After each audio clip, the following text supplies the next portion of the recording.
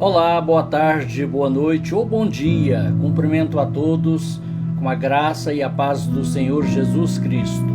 Esse é o nosso momento devocional na série Bíblia Aberta, trazendo o estudo minucioso da carta do apóstolo Paulo aos Efésios.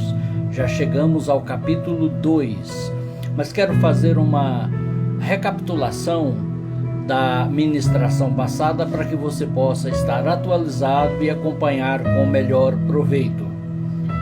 A carta de Paulo aos Efésios, como o nome já sugere, foi escrita pelo apóstolo Paulo aos cristãos da cidade de Éfeso. Uma parte mencionada no capítulo 1 sugere que ela também foi lida em outras igrejas de outras localidades. Ela foi escrita por volta do ano 61 ao ano 63 depois de Cristo. É uma das 4 cartas que Paulo escreveu da prisão, depois da sua 4ª viagem missionária que ele já fez como prisioneiro de Jerusalém para Roma. Ele ficou morando em Roma aguardando o seu julgamento, que se deu em 2 instâncias. Ele apelou para César e ele tinha direito de ser julgado pelo imperador, demorasse o que demorasse. Ele morou 2 anos numa casa alugada, conforme Atos capítulo 28, e depois foi encerrado, depois da primeira audiência, na qual ele não teve nenhum apoio, nenhuma ajuda. Ele foi encerrado na prisão Mamertina, em Roma, de onde só saiu para receber a sentença final e a sua decapitação, que foi o modo pelo qual ele morreu. Dali, da prisão Mamertina, ele escreveu 4 cartas aos Colossenses, aos Filipenses, a Filemon e aos Efésios. É importante que é uma carta com um conteúdo dogmático, ou seja, de doutrina, que são os capítulos 1, 2 e 3, e uma segunda parte de um conteúdo pragmático, a praxis, o fazer, a vida cristã na prática, no dia a dia. E ela tem uma profundidade teológica muito grande, por isso a gente precisa estudar e não apenas ler. E eu passo agora então a ler para você, lembrando que é uma continuidade do capítulo 1. No texto original não tem essas divisões de capítulos e versículos, mas isso ajuda a gente a fazer as pausas, né? Então vamos à leitura do capítulo 2 da carta aos Efésios. Eu vou lendo por partes, para que a gente possa estar perto do texto onde eu vou estar comentar. Eu quero ler aqui dos versos 1 até o verso 7. Ok? Se você puder acompanhar com a sua Bíblia, faz muito bem, porque assim a gente vai juntos, versículos a versículo. Vamos lá. Ele, o sujeito oculto aqui do texto é Cristo. Ele, Cristo, vos deu vida, estando vós mortos nos vossos delitos e pecados, nos quais delitos e pecados andastes outrora, segundo o curso deste mundo, segundo o príncipe da potestade do ar, do espírito que agora atua nos filhos da desobediência. Até o verso 2, por enquanto. Eu quero frisar para você que o texto começa dizendo que ele está se referindo a Cristo, que é o que é mencionado no contexto imediatamente anterior, está falando de Cristo. Então prossegue dizendo, ele Cristo, vos deu vida. Quero chamar a atenção do amado estudante, da amada estudante da Bíblia, para o fato de que 2 palavras gregas são usadas no Novo Testamento para se referir à vida. A palavra bios, de onde vem a biologia, a vida biológica, a vida da matéria, das plantas, dos animais, dos seres humanos. E a outra palavra é a palavra zoe. A palavra zoe, ela é usada para designar, no Novo Testamento, a vida eterna, a vida espiritual, a vida com Deus, para Deus e sem fim, que é o mesmo modo de vida com o qual Deus existe e subsiste, a vida eterna. Essa comunicação, essa conexão com Deus é chamada de Zoe, ou vida aqui, mas não é a vida no sentido da matéria apenas. Então, estando a gente mortos, nós estávamos mortos espiritualmente para com Deus por causa dos pecados, dos delitos e pecados. Jesus nos deu vida. Quando ele disse, eu vos dou a vida eterna, eu sou o caminho, a verdade e a vida, ele se referia a essa vida, que é a comunicação com Deus já, agora, e o direito de viver com Ele para sempre. E foi isso que Cristo fez por nós, nos salvando.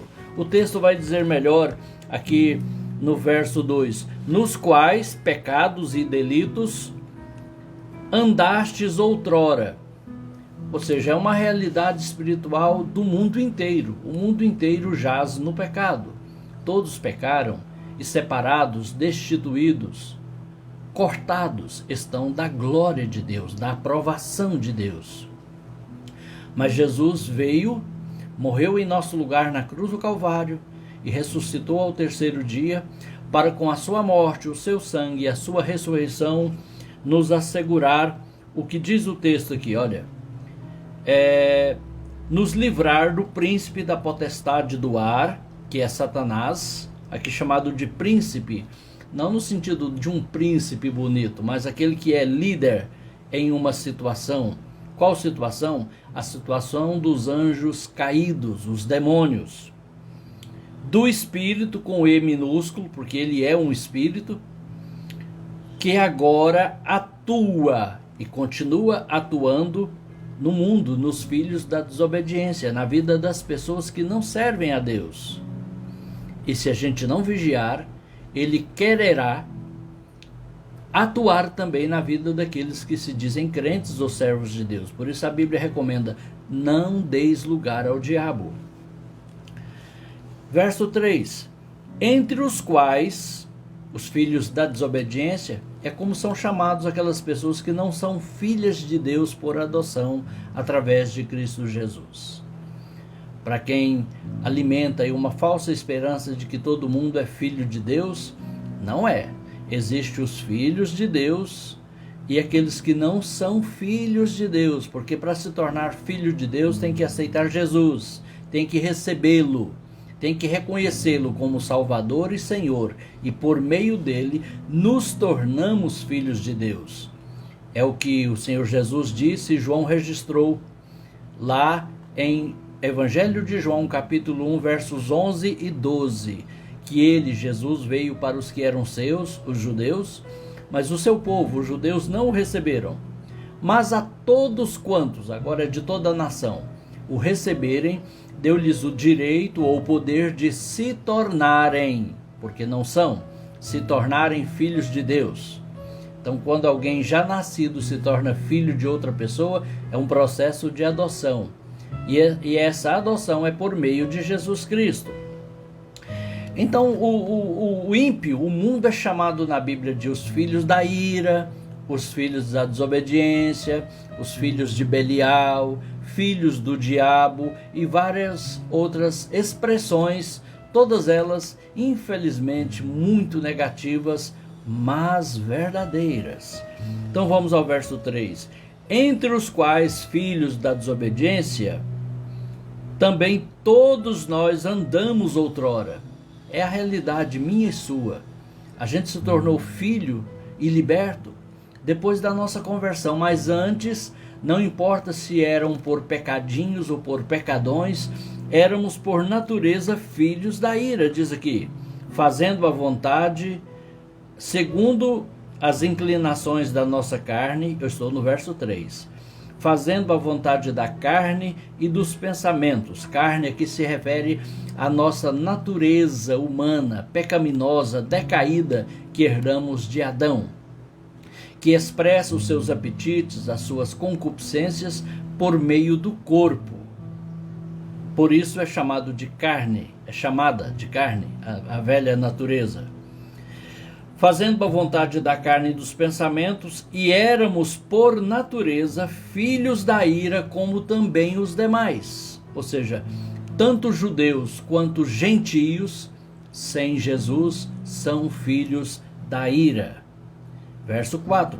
Mas Deus, glória a Deus por esse mas. Mas aqui quer dizer, no entanto. Agora vem o que vai fazer a diferença. Deus, sendo rico em misericórdia, por causa do grande amor com que nos amou, estando nós mortos em nossos delitos, nos deu vida juntamente com Cristo. Pela graça sois salvos. Então aqui Deus entra na história da humanidade para fazer a diferença através de Jesus Cristo. E a motivação, o motivo da ação para isso que Deus vai fazer é o seu amor. Não havia nenhuma boa obra, nenhuma boa coisa em nós que obrigasse Deus a fazer algo por nós. Foi exclusivamente pelo seu amor. No Evangelho de João, capítulo 3, verso 16, o texto áureo da Bíblia diz: porque, é o motivo, porque Deus amou o mundo de tal maneira que deu seu Filho unigênito, para que todo que nele crê não pereça, mas tenha a vida eterna. E agora aqui, o verso 4 diz: mas Deus, sendo rico em misericórdia, numa outra tradução usa o superlativo, riquíssimo em misericórdia, por causa do grande amor com que nos amou. E o apóstolo João diz que nós o amamos porque ele nos amou primeiro. Então, prosseguindo a partir do verso 5, que diz: e estando nós mortos, aqui é claro se refere à morte espiritual, que é a perca da comunhão com Deus, a perca do direito de viver eternamente com Deus, num corpo glorificado no céu com Ele, com os anjos, com todos os salvos. É aquela condição que o espírito humano não comunica com a vida de Deus, a vida espiritual. Tem vida bios, a vida da matéria, mas não tem vida espiritual. Diz o verso 6, e juntamente com Ele, o Ele aqui é sempre Cristo, e nenhum outro ou outra, só Jesus. E juntamente com Ele nos ressuscitou e nos fez assentar nos lugares celestiais em Cristo Jesus. O que é isso? Aqui fala da condição espiritual, da obra da graça em nós. Aqui abrangendo todos os tempos, o passado, o presente e o futuro. Aqui diz que Deus já fez, mas para alguns Ele está fazendo, para outros Ele ainda vai fazer. Porque aqui fala da obra completa da salvação, que é dar vida, salvar, fazer ressuscitar juntamente com Cristo, ou seja, colocar numa posição de vida eterna, e assentar nos lugares celestiais em Cristo Jesus. Fala da glorificação do salvo, não só individualmente, mas como povo, como igreja, quando da volta de Cristo subiremos para estar com Ele para sempre. E tudo isso com um propósito que é manifestado no verso 7. Olha aí na sua Bíblia, por favor, juntamente comigo. Para mostrar nos séculos vindouros a suprema riqueza da sua graça, em bondade para conosco, em Cristo Jesus. Sempre e somente em Cristo Jesus. Verso 8. Porque pela graça, charis no grego, haná em hebraico, que quer dizer um favor não merecido. A graça de Deus não é algo que a gente fizesse por merecer. Por isso é graça. Pela graça sois salvos. Eu quero chamar a sua atenção para esse verso 8. Porque pela graça sois salvos mediante a fé ou por meio da fé, e isto não vem de vós, é dom de Deus. Eu quero chamar a sua atenção especialmente para o verbo ser, que está no presente do plural. Aí está dizendo sois salvos. não é sereis salvos, mas sois já no presente indicativo. Eu hoje sou salvo por Cristo. Você, se não é, pode ainda hoje ser salvo por Cristo. É claro que essa salvação só será completa no sentido da salvação do corpo, que vai se transformar num corpo de glória, para nunca mais pecar, morrer, adoecer, envelhecer, quando da ressurreição, na volta de Cristo. Mas a vida eterna já é uma realidade, um direito hoje para o salvo. Por isso diz: pela graça sois salvos, mediante a fé, e somente pela fé, não é pelas obras. Isso não vem de vós, porque senão seria obras, mas é dom de Deus. De novo que a palavra charismata, dom, presente, uma dádiva de Deus. Mas não foi de graça. Foi pago um alto preço na cruz do Calvário para que eu e você pudéssemos ser objetos dessa salvação de Deus. Verso 9. Não de obras, para que ninguém se glorie. Uma ênfase prevalecente no capítulo 2 da carta aos Efésios é que a salvação não é das obras, porque senão alguém com muitas obras, com muito dinheiro, com uma vida longa, com muito serviço prestado ao próximo, poderia se vangloriar de ter conseguido a própria salvação. Mas ninguém consegue a própria salvação, é dom de Deus. Verso 10. Pois somos feitura dele, criados em Cristo Jesus para as boas obras. A preposição para, ela é o antônimo de por meio. Não é por meio das boas obras que nós somos criados como novas criaturas espirituais e salvos. Não somos salvos por meio das obras, mas para as boas obras. Compreende? O sentido aqui é diametralmente oposto. É como colocar o carro na frente dos bois. Não é assim. Os bois que puxam o carro é a graça, o amor, o favor de Deus. E o carro são as boas obras. É consequência da salvação. Essas boas obras, diz ainda o verso 10, para as boas obras as quais Deus de antemão preparou para que andássemos nelas. Antes lá da fundação do mundo, antes de criar o ser humano e de o ser humano precisar de salvação, Deus já preparou as boas obras. Por isso nós temos necessidades humanas, espirituais, materiais, e precisamos ajudar-nos uns aos outros, porque Deus já estabeleceu que é assim. Ninguém nasce pronto e vive pronto e completo em si mesmo. Precisamos uns dos outros. Uns mais, outros menos, mas todos precisamos em alguma medida ou em alguma área da vida, porque Deus preparou as boas obras para que andássemos nelas. O andássemos aqui, o verbo andar significa o viver diário, é o dia a dia da nossa vida. Não é uma época do ano, no Natal, no dia disso ou daquilo, é a vida inteira, o ano todo. Vamos agora a partir do verso 11, onde o apóstolo vai trazer um ensinamento importante, mostrando que os gentios, que são todas as nações do mundo, menos a nação de Israel, e os judeus, que são aqueles da nação de Israel, que é o primeiro povo da aliança com Deus através de Abraão, eles são unidos pela cruz de Cristo, formando um único povo. Passo a ler a partir do verso 11.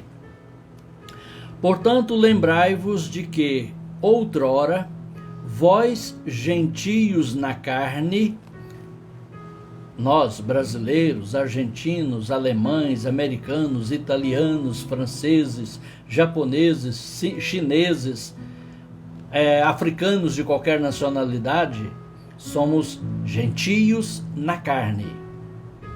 Agora ele vai falar de um outro povo, chamados incircuncisão, por aqueles que se intitulam circuncisos na carne por mãos humanas, os judeus. Você sabe que o judeu religioso, o homem é circuncidado geralmente ao 8º dia depois do seu nascimento, ou na idade adulta, quando ele se converte ao judaísmo. Então, essa circuncisão é um processo físico feito por mãos humanas para marcar aquela pessoa como participante da aliança de Deus com Abraão. É a marca de um povo. Mas nós, os gentios, não temos essa marca. E Paulo diz no verso 12: naquele tempo, estáveis sem Cristo, separados da comunidade de Israel e estranhos às alianças da promessa, não tendo esperança e sem Deus no mundo. Então as nações gentias, antes da conversão, estavam nesse quadro aqui, nessa condição, longe, sem Cristo, separados até da comunidade de Israel. Nem de Israel a gente participava, quanto mais de Cristo, né? E estranhos às alianças da promessa, não tendo esperança e sem Deus no mundo, ou seja, menos ainda do que nada. Mas aí, o verso 13 vem dizendo: mas agora em Cristo Jesus, só em Cristo Jesus, em nenhum outro e em nenhuma outra, porque é só em Jesus mesmo, mas em Cristo Jesus, vós que antes estáveis longe, fostes aproximados pelo sangue de Cristo. Como é isso? O sangue. Sangue é a moeda espiritual. No mundo espiritual, o sangue é a moeda. O nosso pecado, a nossa culpa, foi paga com o sangue de Cristo. O apóstolo Pedro escreveu sobre isso quando disse: sabendo que não foi com coisas corruptíveis como prata ou ouro que fostes resgatados, comprados de volta, da vossa vã maneira de viver, que por tradição recebestes dos vossos pais, mas com o precioso sangue de Cristo, como de um cordeiro imaculado e incontaminado. Então, o preço foi o sangue, e nada além do sangue. E o texto diz assim: fostes aproximados pelo sangue de Cristo. 14. Porque ele, Cristo, é a nossa paz, o qual de ambos, gentios e judeus, fez um, e tendo derribado a parede da separação que estava no meio, a inimizade. 15. Aboliu na sua carne a lei dos mandamentos na forma de ordenanças, para que dos dois povos, judeus e gentios, criasse em si mesmo um novo homem, fazendo a paz. Homem aqui é genérico, é homem e mulher, um novo ser humano, através do Evangelho, é a nova criatura da qual Paulo fala em 2 aos Coríntios 5,17. E assim que se alguém está em Cristo, nova criatura é. As coisas velhas já passaram, eis que tudo se fez novo. É o novo homem, a nova criatura, a nova mulher, feitos em Cristo Jesus.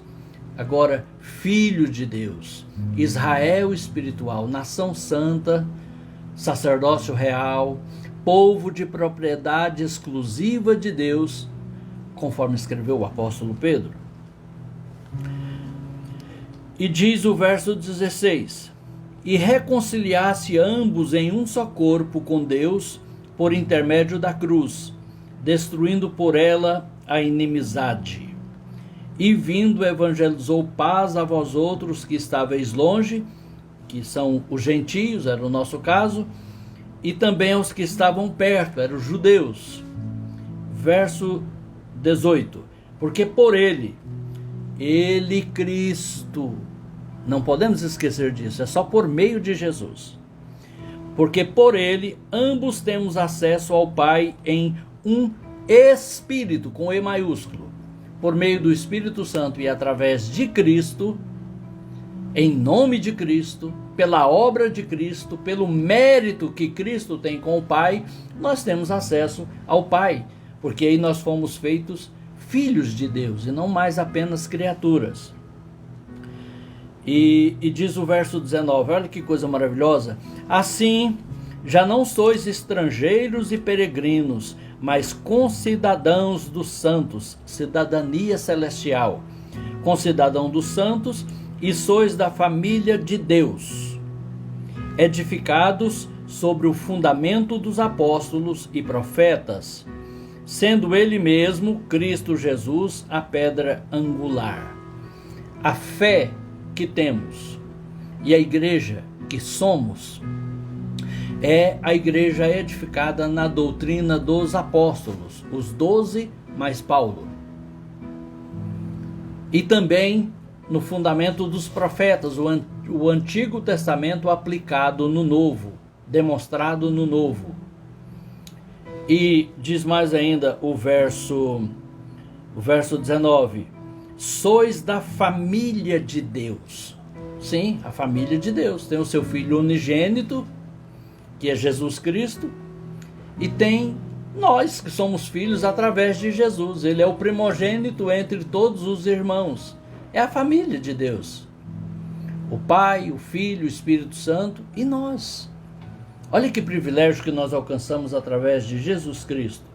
Diz o verso 21. No qual Cristo Jesus, que é o alicerce, o fundamento, a pedra angular, toda a construção, todo o edifício. Aqui aparece a primeira metáfora que Paulo usa aos Efésios para se referir à igreja. A primeira aqui é um edifício, depois ele fala também de uma lavoura, e depois ele fala do corpo, e depois ele fala também de um casal. Cristo o noivo e a igreja é a noiva. Mas vamos aqui, no qual todo o edifício, bem ajustado, cresce para santuário dedicado ao Senhor. O que é o templo de Deus? É a igreja. O que é a igreja? São as pessoas salvas, remidas e que servem a Cristo. Preciso aqui aproveitar esse espaço e essa oportunidade para desmistificar um conceito errôneo que nós herdamos de uma tradição religiosa da qual a maioria de nós viemos. A tradição de que aquele prédio onde nós nos reunimos é a casa de Deus.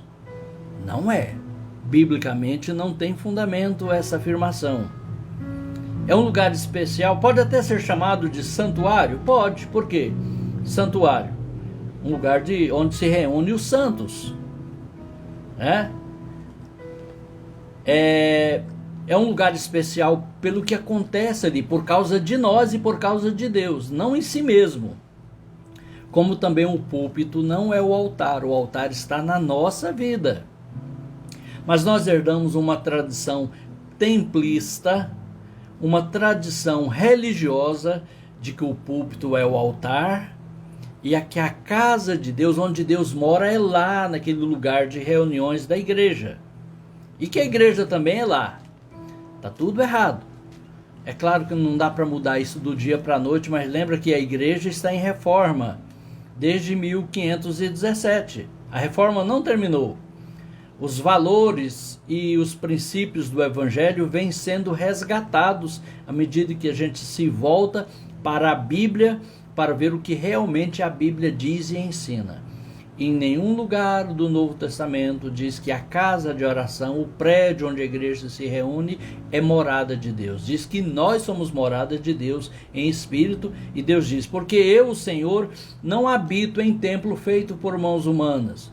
Ah, mas eu li em algum lugar, deve ser no Antigo Testamento, que Deus diz que ele morava lá no tabernáculo. Não, Deus não morava no tabernáculo. Ele diz ali: farei habitar o meu nome. Não é a pessoa de Deus, era o nome de Deus. Compreende? Era um marco, um link, um ponto de referência. Mas nós somos a morada de Deus em espírito, nós somos a igreja, o altar está em nosso coração.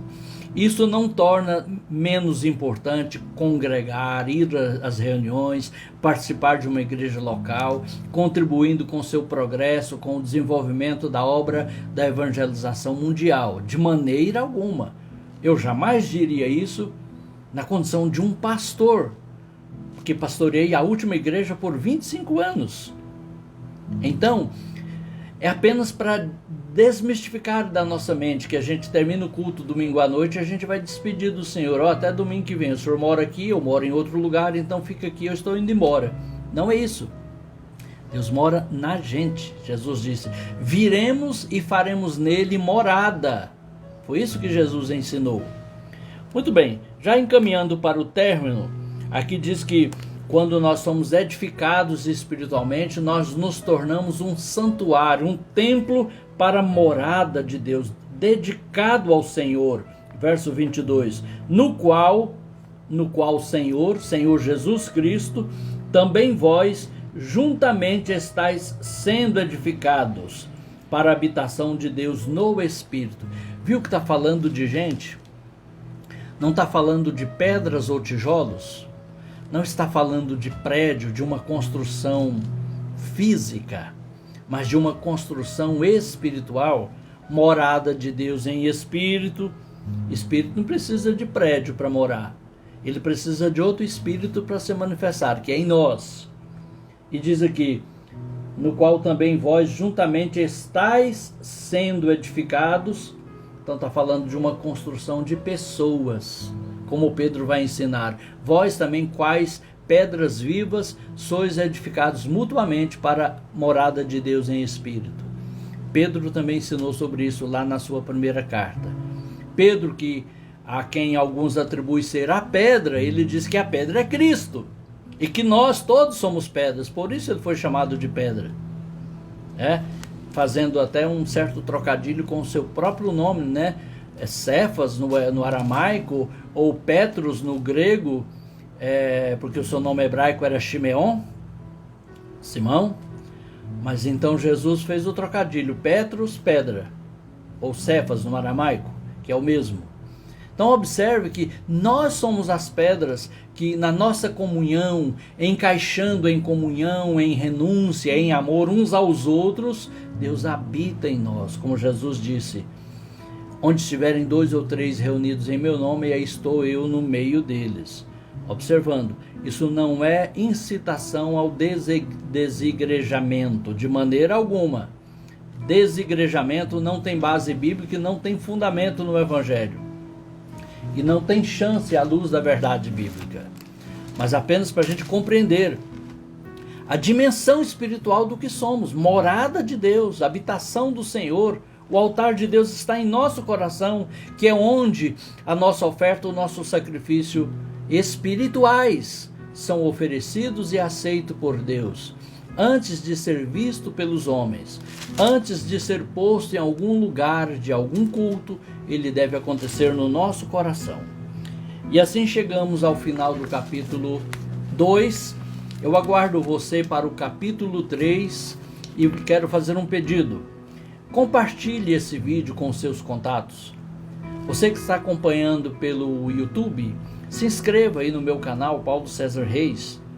Deixe o seu like, o seu comentário e também compartilhe. Você pode copiar o link e mandar em qualquer rede social para os seus contatos, Facebook, Instagram, ou no próprio YouTube, ou no próprio WhatsApp. A pessoa vai clicar e ele vai ser direcionado para esse vídeo. Fazendo assim, você está ajudando a que mais pessoas sejam mais profundas, mais esclarecidas na palavra de Deus, como eu estou recebendo também.